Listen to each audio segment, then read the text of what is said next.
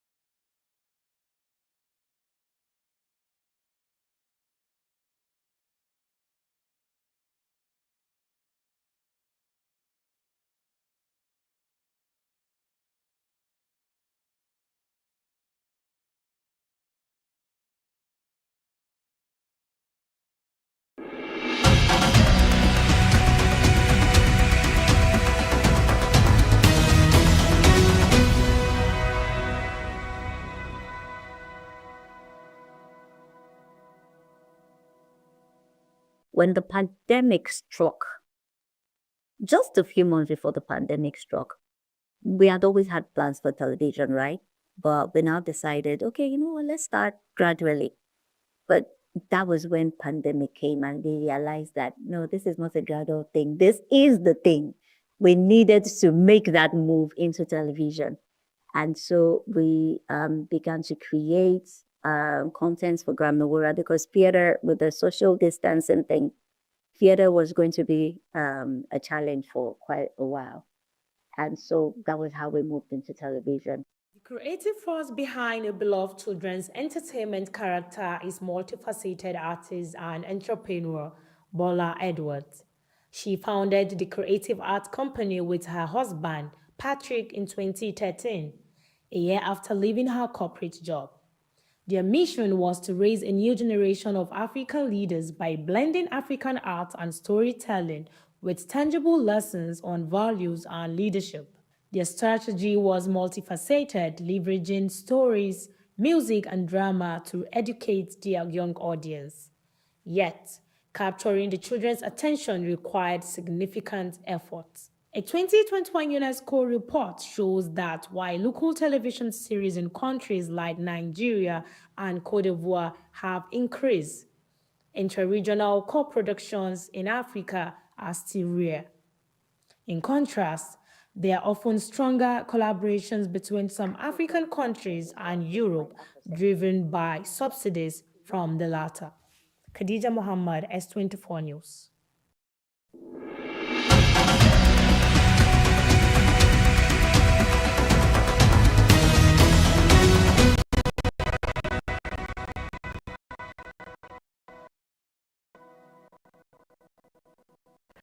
Let's have an honest conversation. In Nigeria, when something goes wrong, we shout, but wait, is it really the president's job?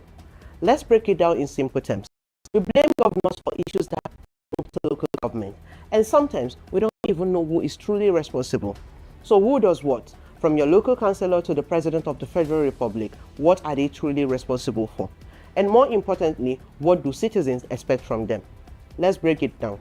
At the grassroots level, the councillor represents a ward in the local government. Their role is simple but powerful. Identify community problems, sponsor bylaws, and ensure projects reach their ward. But what do citizens expect? Visible presence, drainage cleared, street light working, primary healthcare functioning, which is not their duty. Next is the local government chairman. Constitutionally, they oversee primary education, primary healthcare, markets, sanitation, and local roads.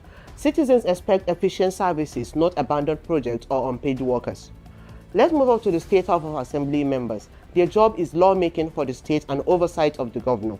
Citizens expect strong laws that improve daily life and lawmakers who question, not just approve. The governor executes state laws and manages state resources. They control education, state hospitals, infrastructure, and security coordination. Citizens expect development, job opportunities, and security. At the national level, members of the House of Representatives and Senate make federal laws and check the president. Citizens expect national policies that reduce hardship and protect rights. And finally, let's talk about the president, the chief executive of Nigeria. The president implements federal laws, manage national security, oversee the economy, and represent Nigeria globally. Citizens expect stability, economic growth, accountability, and leadership. Here is the gap.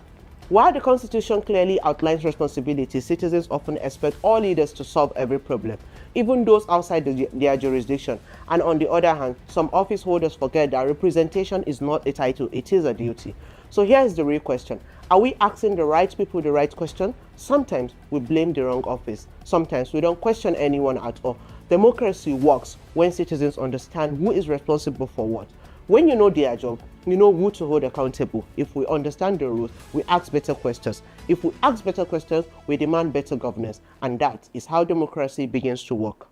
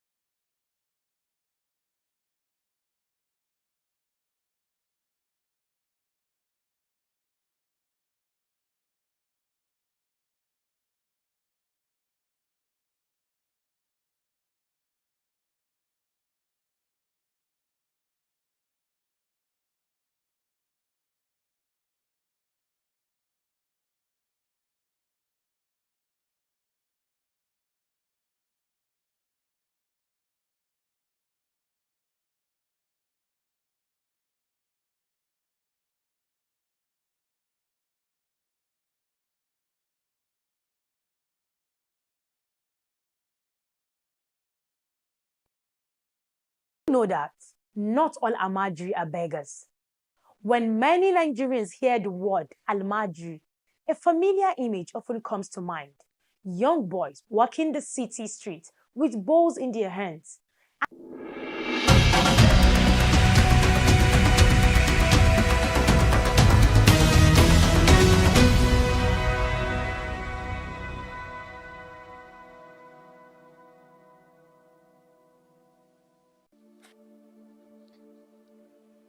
Nigeria's inland waterways are essential to the daily lives of millions. In communities like Unguru in Yobe State, water transport is not a choice, it is a necessity. Yet, these waterways have a long history of deadly accidents. This video tries to examine the recurring risk, the human impact, and what people say must change. On January 3, 2026, a boat carrying more than 30 passengers capsized on the Yobe River while crossing from Adiani in Jigawa State to Garbi in Unguru, Yobe State. State emergency officials confirmed that 25 people died, 13 were rescued, and 14 remain missing. Exactly around 7:48 to 8 o'clock p.m., we received a distress call from our local emergency responders that there was a boat mishap conveying people from Guri local government area in Jigawa State, specifically Ajiani community, to Garbai in Guru local government area in Yobe State. So when we received the news, we learned that already the boat has capsized and there was need for emergency rescue. So of course, security agencies, the local government, the community volunteers, they are the first responders, while we mobilize our team from the neighboring LGA, local emergency management committees from the neighboring LGAs to go and join.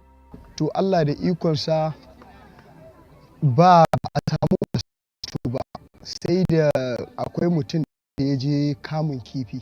They did not receive help early on. Fortunately, a fisherman who had gone out to fish heard their screams and raised the alarm.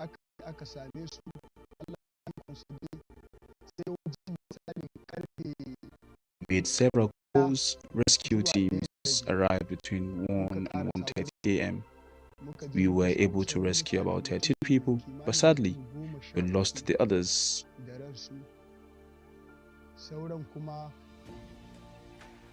We continued waiting and searching and gradually recovered 17 bodies.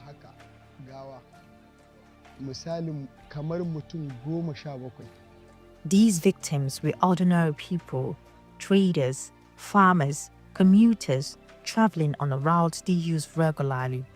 Our team moved immediately, and through the night up till the morning, with the help of the LGA and other community volunteers, Nigerian Red Cross, security agencies, we intensified the search. So in the morning, we realized that the passengers on board are 52, and we started counting losses as early as 6-7 a.m. That same night, this place was filled with people, male and females, family of victims. So far we have recorded 29 deaths and 13 people were rescued, reviewed in the hospital and discharged. From the deep dive assessment and reports we have on ground, there are still some missing persons, about 8 to 10. This tragedy is part of a broader pattern across Nigeria's inland waterways. Over the past few years, several boat accidents have claimed dozens of lives in different regions, often involving overloaded vessels and inadequate safety measures. The repeated nature of this incident suggests systemic issues, not isolated misfortune. The key challenges we have seen is negligence in terms of the abiding by rules by the canoe operators. It happens around 7:48. That means they have left the neighboring community much late. And by law, every time it's 6 p.m., no sailing should be on waterways. So by 7 p.m., they left in the night after the close of sailing. 2, there was an overloading in the boat. And 3 there was not a single life jacket. So that has compounded the whole challenge, and it has increased the risk of capsizing of the boat. Most river transport in rural Nigeria relies on wooden boats. These boats are often handmade and maintained through repeated patching. They were not designed for modern demand or heavy loads. Jirginmu akwai wanda yake ɗaukar mutum 50 ma a wannan bakin ruwan.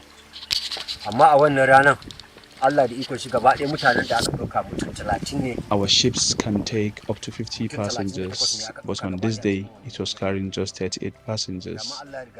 But it was already destined that the incident will happen, and some people are saying we carried bags of potash. That is not true. They were just bags of chaff, and that is not enough to capsize the boats.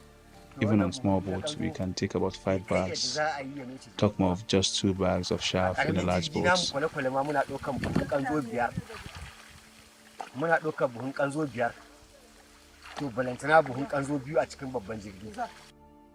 Boat operators and passengers frequently admit to overloading, especially during market days, festive seasons, and harvest periods. The boat is usually overloaded, and the boat is already old. So when they are coming in the river, the boat initially has been taking maybe 20 to 30 persons for it to be pulled. But at that time they do overload, where they're supposed to carry 30 or 20 people, they come carry 39 to 40. Muna tunanin da wanda ya zamto cewa suna da rai da wanda suka rasu a cikin wannan jirgi dai mutum. We are assuming that the total number of people inside that boat were about 40. People are saying they are up to 50 and all sorts. Truly, that's not. What we witnessed was that amount, 40. Also, we lack working equipment. Even when such incident happens, we wouldn't be able to control it.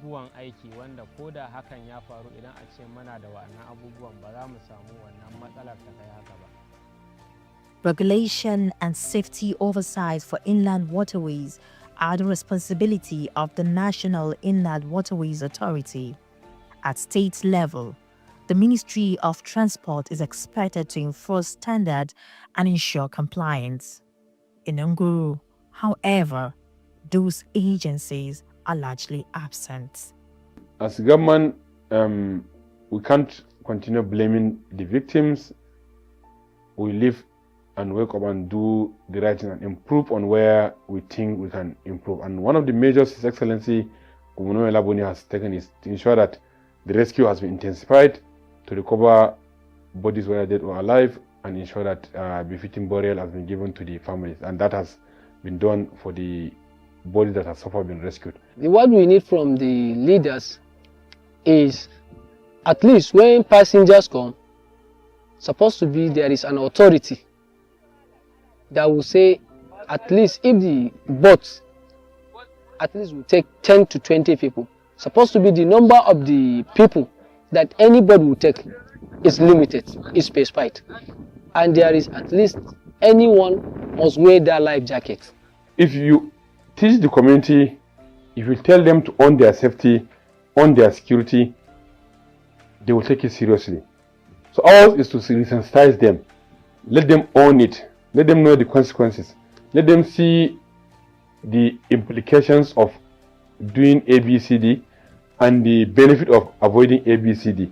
So these are things that we will do, and these we have already initiated plans.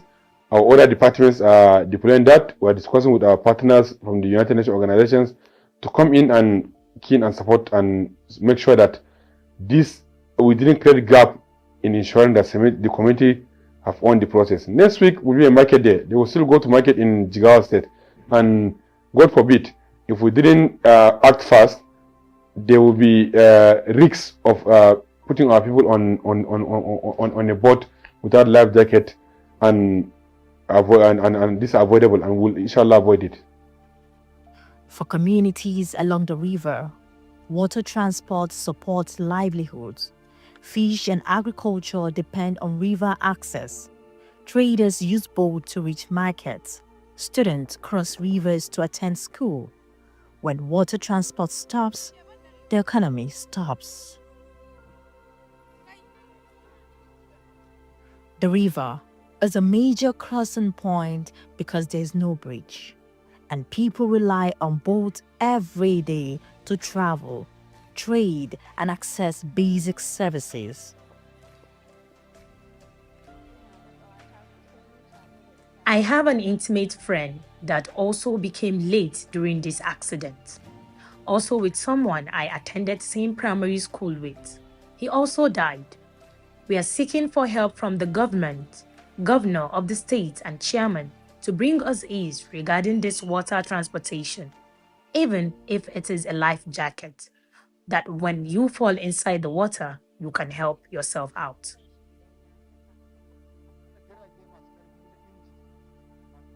They should provide us better modernized boats. The ones that are faulty are wooden, so we can continue our business with other towns. The question asked, those in the government, whether they capture such places and the budget for bridges since the inception of democratic rule. Are these people not part of the electorate in Yobe and Jigawa State?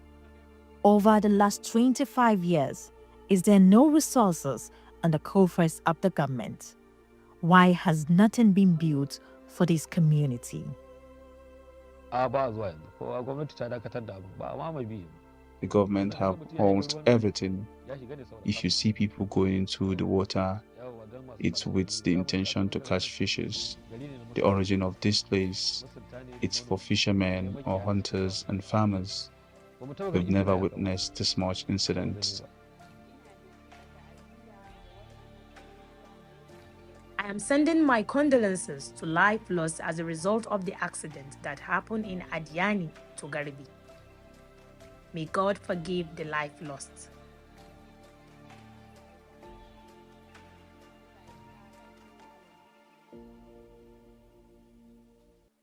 Residents say the risk is not only real, it is repeated. What they want is not just reassurance, but real changes that make daily travel safer.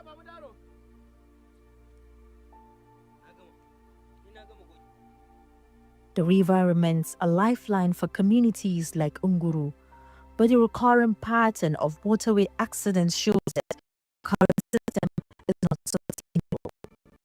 The question is whether people continue using the river, but whether they will be able to travel safely.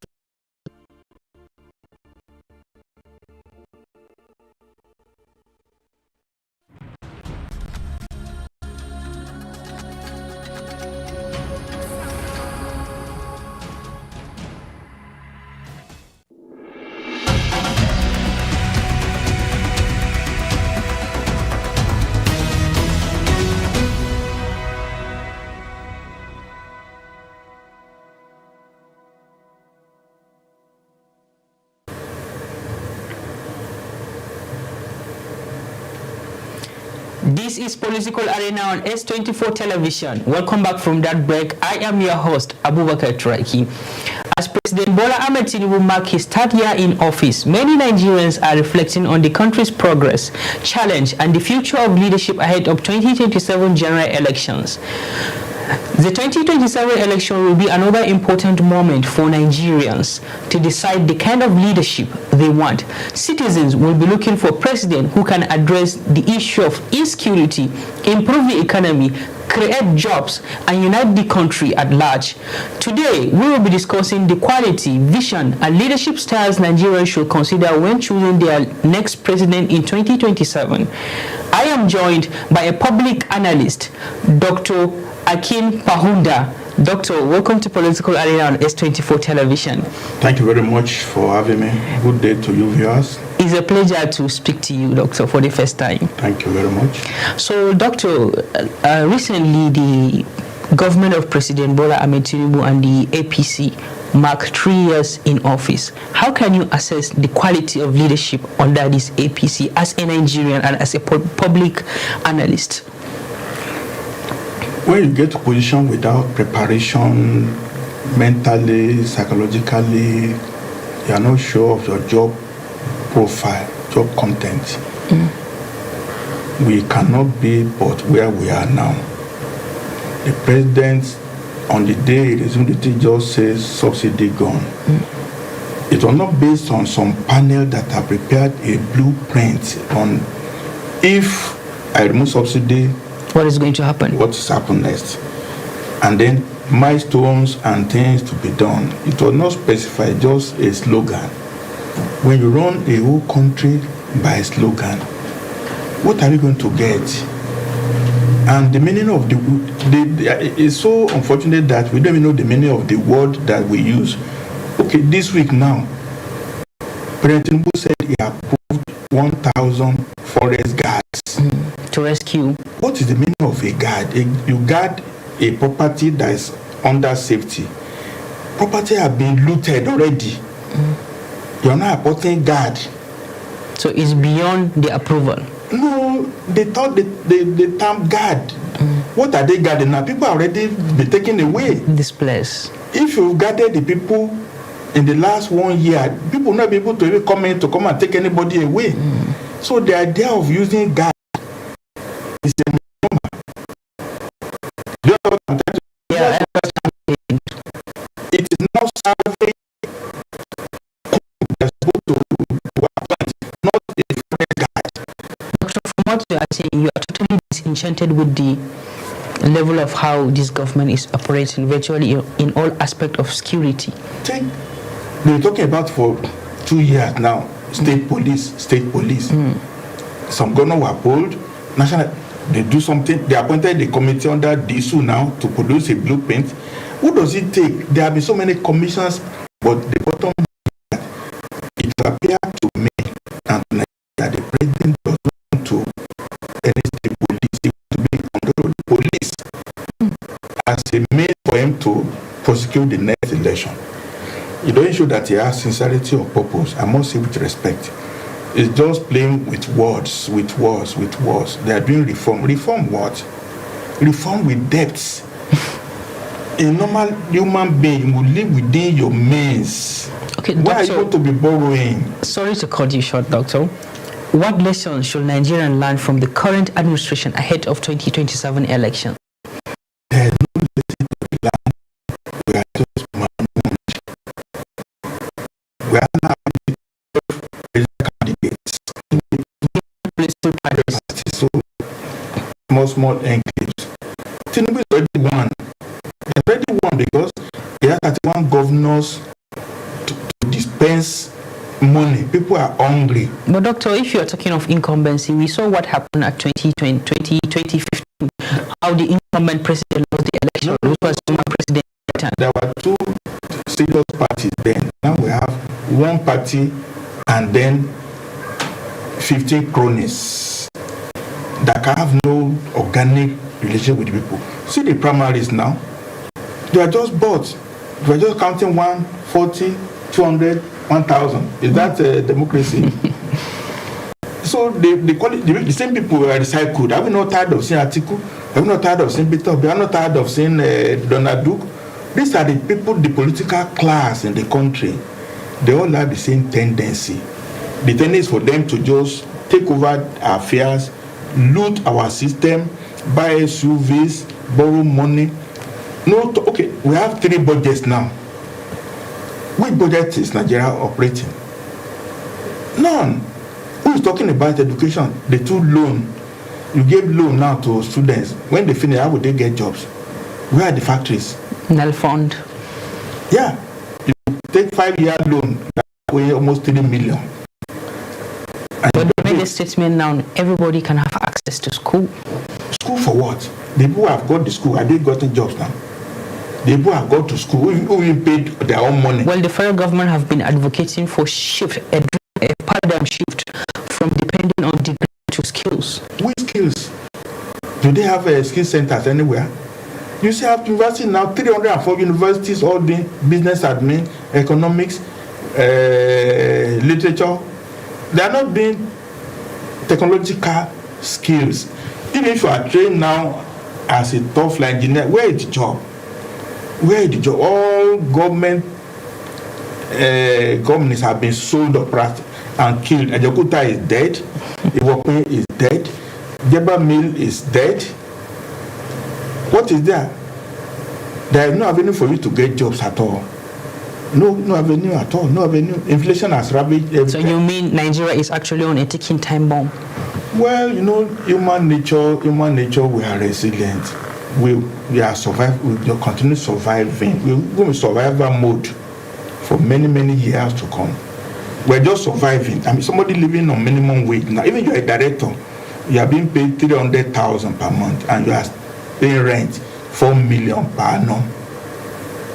You're just surviving. We are stressed. Everybody is stressed. You are buying petrol at 1,400 naira. A full tank is 80,000. Petrol alone, at least one tank a week. You have 300,000 petrol. Everybody is quiet. Everything looks quiet. But we are on ticking bomb. Doctor, let's shift a little bit from politics and speak on security. We recently saw how the southern part of the country was being under attack. We saw attack in places like Oyo, Kwara.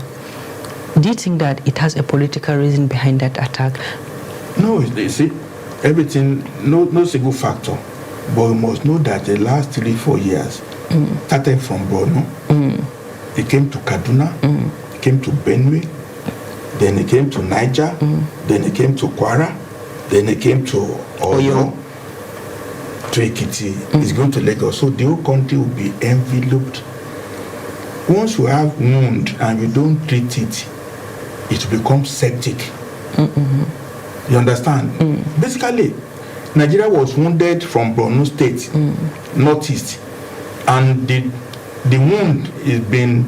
It has engulfed the entire country. Yeah, and we have been saying, state police, no state police, state police... So, Doctor, what can you say about the strong delegation that was sent by the president and 1,000 forest guards? It's fake delegation. You bring Bayamila with Agbada, with security advisor with full white dress. Doctor, we saw the strong delegation which comprises of Minister of Defense, National Security Advisor, Chief of Staff to the President, presidential aides, and many more. It's the fake way we run our system just for opportunity. You need to send only a colonel who knows what to do. You need to rescue people who are in the forest. At most, you send a colonel quietly to go and deal. What is Babamila doing with Agbada, with white dress, spotless? It's just photo. They are not interested in solving problems. But Doctor, they have taken a step forward. No, that is a step backward because okay, they have gone now and they've come back. The captives they are now 2 weeks in captivity. What is the import of people going? It's just delegation to go and show off that Tinubu is serious. As I said, a colonel with equipment to detect where people are being held hostage is what we need to send there to rescue. Is when Miller go to is on their rescue mission? No, they are to shake the hand of the Shaw Show and cry with the people like Makinde for your state, and then what? So the families need more than sympathy. They don't listen, produce results. First opportunity to say you are hugging somebody who is distressed, who are not eating. Okay, Doctor, due to time, at someone that has worked in this country, you saw the leadership of Obasanjo, Yar'Adua, Jonathan, Buhari, and now President Bola Ahmed Tinubu. Ahead of 2027, what message do you have for Nigerian youth in ensuring they vote for the credible person that can salvage this country? Voting, a cycle of coronation of leaders, recycling of leaders since 1999 is a journey to nowhere. It's a journey to nowhere. To nowhere. Unless we change the structure that enables somebody to be the winner take all, for you to pay for all the money, to pay all the primaries, and you have to recoup your investment afterwards. That's not a system that can reward the youth. It's not. Absolutely, the president will win because they have all the money. So they pulled 800 billion naira and gave it to Hope to keep. Doctor, these are all allegations. But it's not been a government. If something happened today, tomorrow you quickly deny it. Thank you so much, Doctor. I have to draw the curtain of this show. Thank you. It's really a pleasure speaking to us here on S24, and I believe we are going to send you for the invitation. Thank you very much. Thank you. Pleasure. Thank you so much for speaking to us here on S24, Doctor. Nigeria is the only country we have. We must take decisive measures in keeping our country safe and governable. And that is all what we have on S24 Political Arena. Stay tuned for our S24 documentary. Bye for now.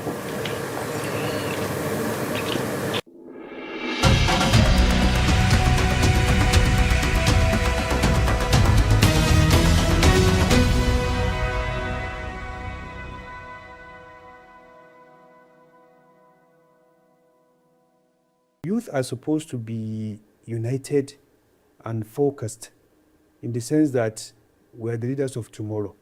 In fact, we're the leaders of today. Yes, no more tomorrow. Today. But our testing ground is this particular council. If we cannot manage a youth council, how could we be trusted with the nation?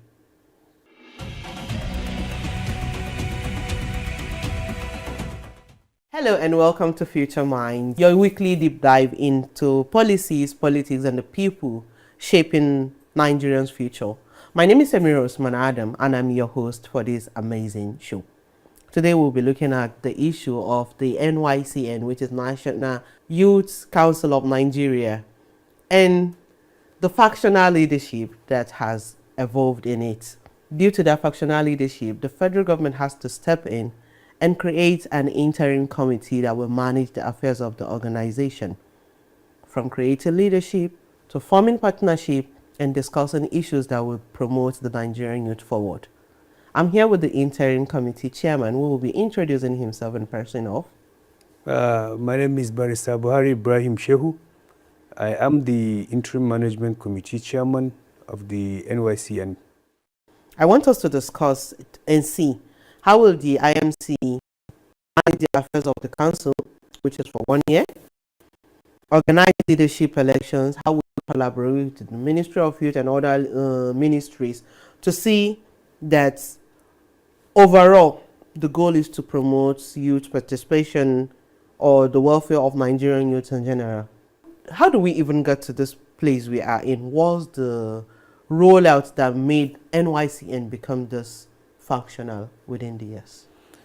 Okay, as you rightly observed, NYCN used to be a united front for Nigerian youth, where policies that affect the youth directly or indirectly are being championed by the council, where the council serves as a bridge between the Nigerian youth and the government, where several various youth organizations have been affiliated to work hand in hand with the NYCN. Unfortunately, I may say due to natural greed. Should we call it personal interest? Personal interests, yeah. And human desires. A lot of problems erupted where we have factional leaders, each one claiming to be the president of the NYCN. This problem does not stop at the national level, but goes down to state levels, where state chapters of the NYCN also have factions. You have this particular chairman, another chairman, another chairman. Unfortunately, an event happened in one of the countries where a youth program is going on, and Nigeria's president of the council was called upon and 3 people stood emerged. up. Exactly. Yes, and that was an international embarrassment for Nigeria. Yes, and I think the minister had to interfere before one person was allowed to represent. So you see, it doesn't give a good image of the youth. Yeah. It doesn't give a good image of Nigeria. The country itself. Sure. Exactly. So youth are supposed to be united and focused in the sense that we are the leaders of tomorrow. In fact, we are the leaders of today. Yes, no more tomorrow. Today. But our testing ground is this particular council. If we cannot manage a youth council, how could we be trusted with the nation? So there are a lot of this leadership crisis and constitutional aberrations where the constitution is being manipulated. Each president or each acclaimed president changes the constitution at his own whims and caprices to suit his own interests and to suit his desires. So this has become a very serious problem that threatened the very existence of the council itself. And I think that's the reason the IMC come in. Yes. And that is where you're playing your role as the chairperson. So to solve these problems, there is need to come in. So there are a lot of petitions and counter petitions being tabled to the Minister for Youth Development, and he presented them to the Corporate Affairs Commission, who registered all corporations in Nigeria. And if you look at sections 8, sub 1, C and D of the Companies and Allied Matters Act, you see that the Registrar General is given the powers to serve as a supervisor for all registered institutions. And where there is this kind of problems, he is empowered to withdraw the certificate and set aside the trustees and put in an interim management committee that will steer the affairs of any such organization before stabilizing it and doing the necessary thing. So we are brought on board with a mandate that first and foremost, we should manage the affairs of the NYCN for a period of 1 year.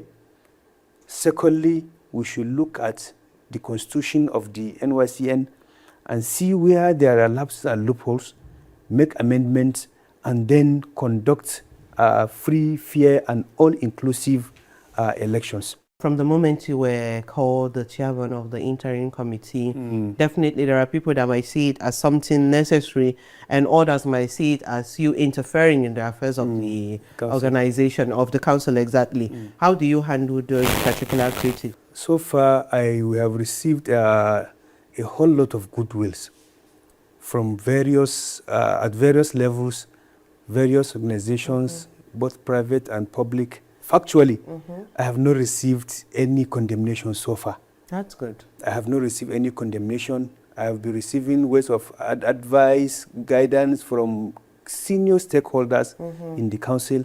And based on this, we are very, very much optimistic that even though we may not say everybody will like the decision, but so far, it has been accepted as a welcome development. NYCN is very with controversy when it comes to elections. As the chairman of the interim committee, what are you trying to do differently to see that, like, maybe if you're to come up with any election, what are the concrete mechanism you think you can put in place for a free, fair, and transparent process? You see, elections naturally come with their problems. Sure. But with proper arrangements, being fair, and giving each and every aspirant a level playing ground, I'm very sure we will succeed in giving up free, fair elections. So on our part, this is just like less than 2 weeks after our inauguration, but we have kick-started. We have an election preparation committee on ground. We will inaugurate them very soon, so that they will look at what is the problem on ground, and then how do we achieve a free, fair election for the NYCN. Taking cue from other national bodies like Ghana and other countries, we'll take cue from them and see how we'll conduct free and fair elections for the NYCN. The major reason for the problem was someone altering the constitution of the council. Yes. Like, is there anything done to agree to their earlier suggestion. I know it wasn't suggestion, but let's look at it as a suggestion of increasing the age limit from 35 to 40, or is not something that will be considered? You see, it is something that we consult. Sure. We'll have to do a lot wide of consultations. If it will serve the best interest of Nigerian youth, we go for it. If it won't, then we'll have to look for a better alternative. The Nigerian youth will be seeing it as like 35 is very limited, because so many of the youths will not even be starting to understand what exactly are they going to put on the table, or what exactly are they going to contribute until at their early or mid 30s. If it's limited to 35, there are so many people that will feel they are sidelined, or they won't even get the chance to participate in this particular process. Left for my mind, anyway, this is my personal feeling. Yeah. I don't think that is an excuse. Yes, it is not. Because if you look at it, we have leaders at 21, 27. We have seen great leaders. There was a difference between 35 and 40. Five Yes. is a big number. It's a big number, but if what a 40-year-old man will do, a 35-year-old person can also do. Sure. They are still within the same bracket. So it all depends on the mindset. It depends on the.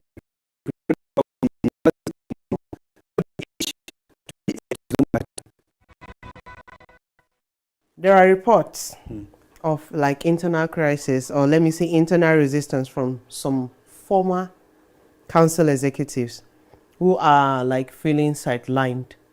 Okay. Like, is there any way that IMC can look into it and bring them on board so that they will feel, okay, this is not a biased committee. We are trying to bring everyone on board. You see, naturally, people will grumble. Sure. Naturally, somebody will feel, oh, they are doing with this one, they're not doing with me. But at the level of the IMC, we have no friend, we have no enemy. Each and everyone is our friend. And we are not after who you are, but we're after what you will offer. Our interest is, let's get it right this time around. Let's make the NYCN great again. So whoever has something to offer, please, our doors are absolutely open. Somebody chatted me on Facebook and make some valuable observations. I drew him. I made him part of a particular committee that we are intending to inaugurate, because from his points, I have seen that he is willing to help. He has something to contribute. So anybody who wishes to help, who wishes to contribute, is an open thing. One of your major responsibilities is creating partnership, as I mentioned earlier, with ministries, not just the Ministry of Youth. Sure. Because at the forefront of NYCN is youth empowerment. Sure. And as the IMC chairman, you still have a long way to go. We're talking about like you haven't even covered 0.5 of the tenure you're to hold on to. 1 year is a long time. Sure. But like if we look at it from the point of view of we're in Nigeria, we have the largest number, the youth are the largest number. Sure. What are you trying to put in this like to bring forth the youth empowerment like at the front of this committee? Okay, you see, as I've said earlier, we have received a lot of goodwill.